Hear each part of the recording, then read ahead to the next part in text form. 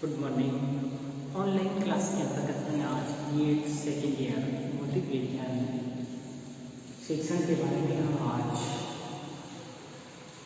भौतिक विज्ञान के पाठ्यक्रम उच्च माध्यमिक स्तर के पाठ्यक्रम के बारे में हम अध्ययन कर रहे हैं।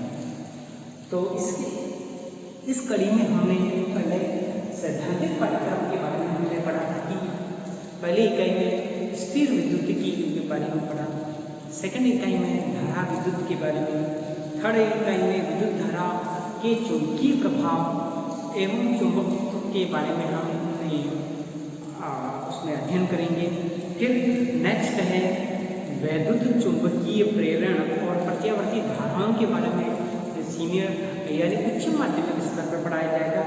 पांचवी इकाई में वैद्युत चुंबकीय तरंगों के बारे में पढ़ाया जाएगा। छठी इकाई में प्रकाशवृत्ति के बारे में बताया जाएगा।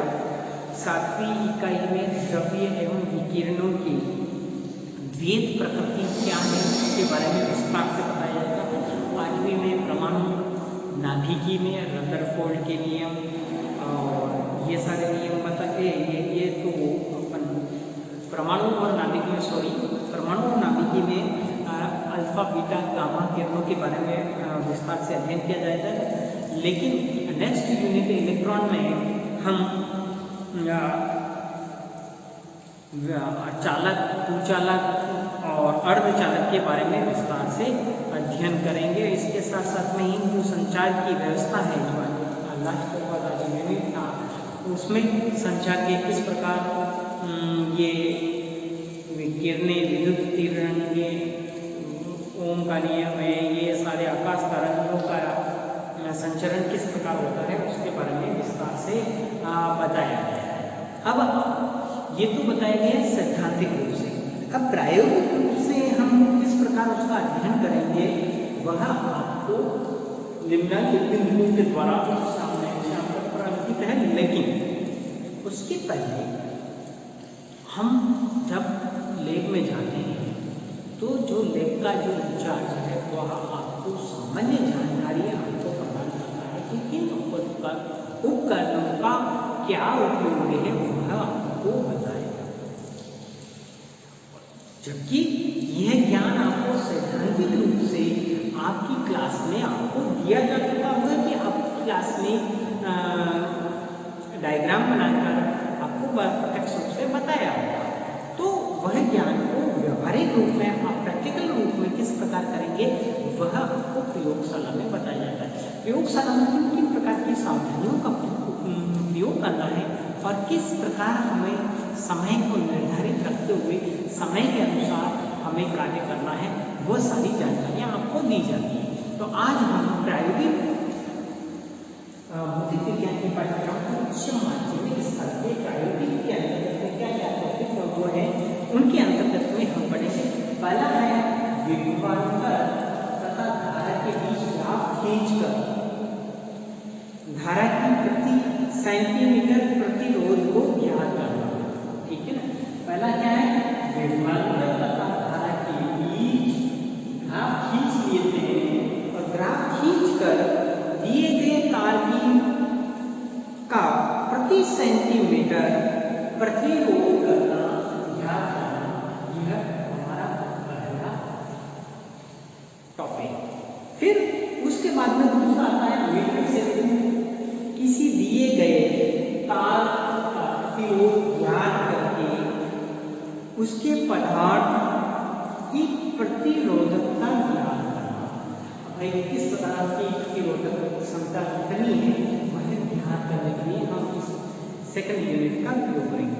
फिर आता है मीटर से द्वारा प्रतिरोधकों के श्रेणी अनुपात संयोजन के नियमों का सत्यापन करना। यानी अब आपने प्रतिरोधक क्षमता निकाल दी तो उसकी को क्लासिफाई करना। ठीक है ना। फिर नेक्स्ट आता है पोटेंशियोमीटर, दिए गए प्राथमिक सेल का आंतरिक प्रतिरोध ज्ञात करना है। ठीक है ना। और पोटेंशियोमीटर द्वारा दिए गए प्राथमिक सेल की ईएमएफ की तुलना करना है अन्य से, और ये तुलना हमें बारी बारी से करनी है। एक पदार्थ की करके दूसरे पदार्थ से और उसमें समानता और दोनों का करना है। समानता क्या है और उसमें विभिन्नता क्या है, इन सब का हम अध्ययन करेंगे। इसके साथ में ही किसी गैल्वेनोमीटर का प्रतिरोध अर्ध विक्षेपण विधि द्वारा निर्धारित करना तथा इसका दक्षतांक ज्ञात करना। ठीक है ना, गैल्वेनोमीटर का प्रतिरोध अर्ध विक्षेपण विधि द्वारा निर्धारित करना और इसका क्या ज्ञात करना, दक्षतांक ज्ञात करना कि इसमें कितनी दक्षता है, वह हमें इस प्रायोगिक के अंतर्गत में ज्ञात करना है। फिर सोनोमीटर द्वारा ऐसी गैस की आवृत्ति ज्ञात करना है कि किस ऐसी की आवृत्ति कितनी होती है और उनकी आवृत्ति बार बार ज्ञात करना। फिर आपको जो दिया गया गैल्वेनोमीटर है जिसका प्रतिरोध दक्षतांक अपन ने 6 यूनिट में ज्ञात किया था, उस दक्षता को वांछित परिसर के एमीमीटर और वोल्टामीटर में रूपांतरित करना तथा उसका सत्यापन करना है। यह इस प्रकार 8 यूनिट बताई गई है जो प्रैक्टिकल के लिए उच्च माध्यमिक स्तर पर सबसे महत्वपूर्ण है।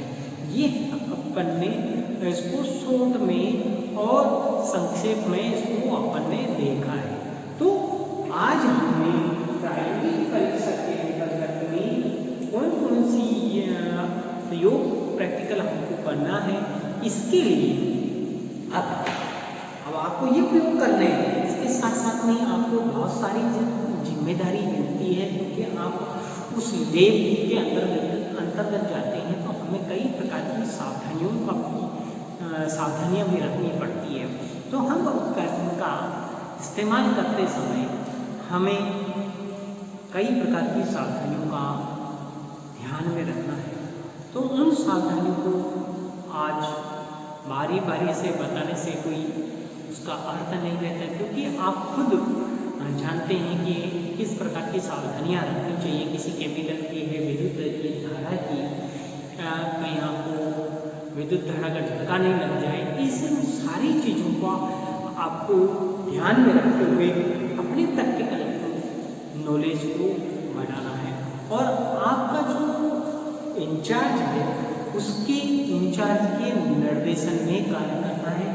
आपको जो भी प्रश्न आता है तो आप क्या करेंगे,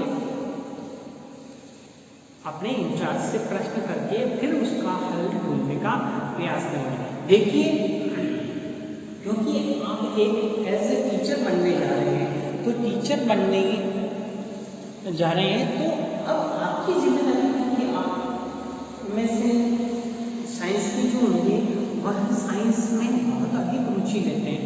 तो क्या करते हैं, अपने वहाँ पर प्रयोगशाला सहायक नहीं रखकर वो खुद ही उसको प्रैक्टिकल करवाते हैं। तो इस चीज़ का हमें ध्यान रखना कि बच्चों को जो सामान्य जानकारियाँ हैं वह आप उनको प्रदान करें। तो क्या होगा, बच्चे इंटरेस्ट भी लेंगे और उनको कोई नुकसान नहीं होगा। तो आज हमने भौतिक विज्ञान पाठ्यक्रम उच्च माध्यमिक स्तर पर प्रायोगिक परीक्षा और सैद्धांतिक परीक्षा की सैद्धांतिक पाठ्यक्रम और प्रायोगिक पाठ्यक्रम के बारे में